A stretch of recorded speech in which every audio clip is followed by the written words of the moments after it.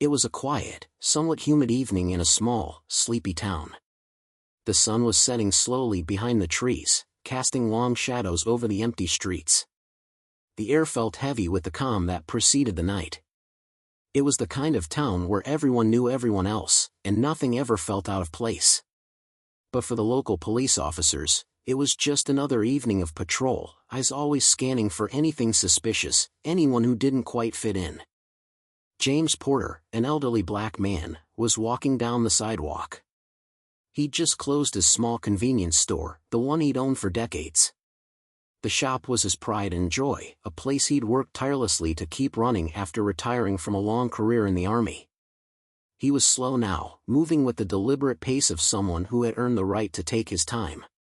His back was a little more hunched than it used to be, his steps a bit more measured, but James was proud.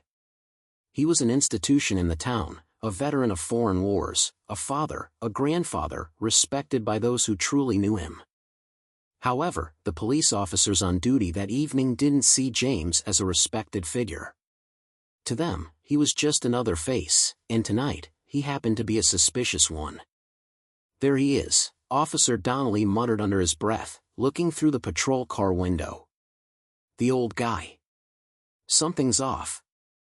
Officer Donnelly had been on the force for a few years now, and he wasn't the most patient of officers. He had a tendency to act first, think later. His partner, Officer Jacobs, sat quietly beside him, flipping through some paperwork. "What do you mean, off?" Jacobs asked, glancing at the old man walking slowly down the street.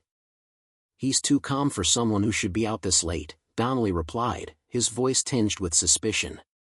"It's the kind of thing we need to check out." "You think he's up to something?" Jacobs asked skeptically. "Maybe he's just going home." "I don't like it," Donnelly muttered, already pulling the car over to the curb. "We'll find out soon enough." James had heard the car slow down behind him, but he didn't turn around. He had seen this kind of thing before, police officers pulling over to check out black men on the street. It had become part of his routine, even though he hated it. He wasn't doing anything wrong. He wasn't breaking any laws. He wasn't a threat. But he had learned long ago to remain calm, not to show fear, and certainly not to get angry. "Good evening, sir," Officer Donnelly called out as he got out of the patrol car. "We just need to ask you a few questions." James turned to face the officer, raising an eyebrow. "Questions? About what, officer?" "You've been walking around this neighborhood for a while. What's your business?" Donnelly asked, a little too sharply. James frowned. "I'm just heading home, officer. I've just closed my store." The officer didn't seem convinced. Just heading home, huh? And you didn't think it was strange to be out here at this hour?" James felt the familiar frustration rising inside him, but he kept his voice steady. "No, officer. I've lived here my whole life. This is my neighborhood. We've been getting reports about suspicious activity around here," Donnelly continued, his voice growing more accusatory. "And you just happen to be out here, walking around, not doing anything. It doesn't add up." "I've done nothing wrong," James said, his voice calm but firm. "I'm just walking home." Officer Jacobs, who had been standing by silently, now stepped forward. "Let's see your ID, sir," he demanded, his tone colder now. James hesitated for a moment, then reached into his coat pocket and pulled out his wallet. He knew this was going nowhere good.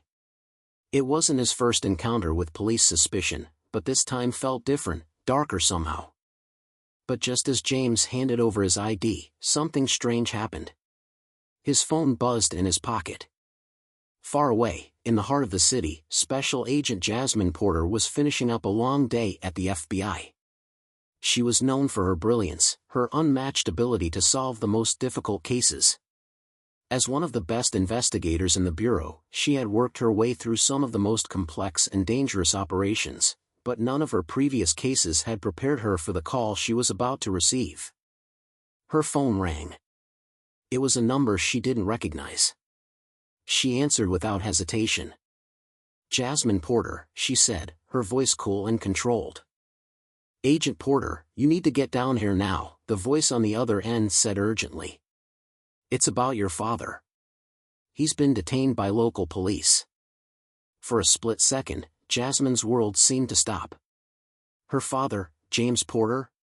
What happened? "We don't have all the details yet, but the local police have him. They say they're questioning him about some suspicious activity." Jasmine's heart began to race. Her father had been nothing but a law-abiding, peaceful man.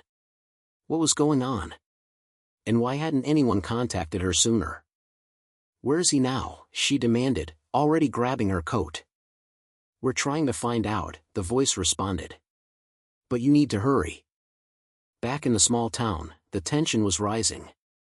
Officer Donnelly, frustrated with the old man's lack of fear and cooperation, was growing more hostile.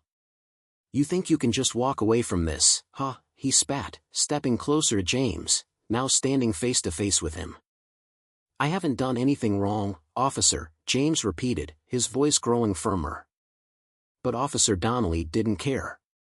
"You're making this difficult," he said. "You're under suspicion, and I think you're hiding something. Maybe I should take you in for questioning."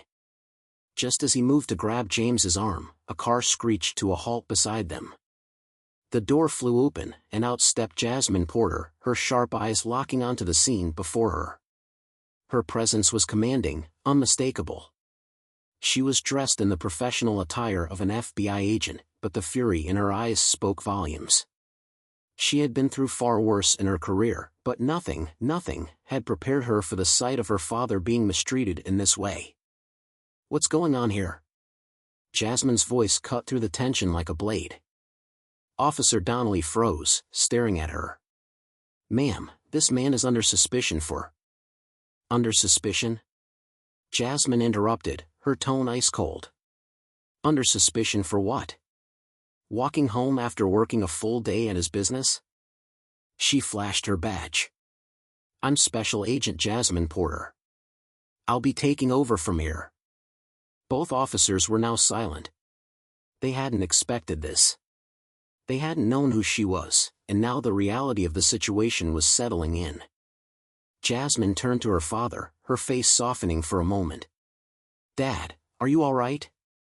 James gave a small nod. "I'm fine, honey. Just tired."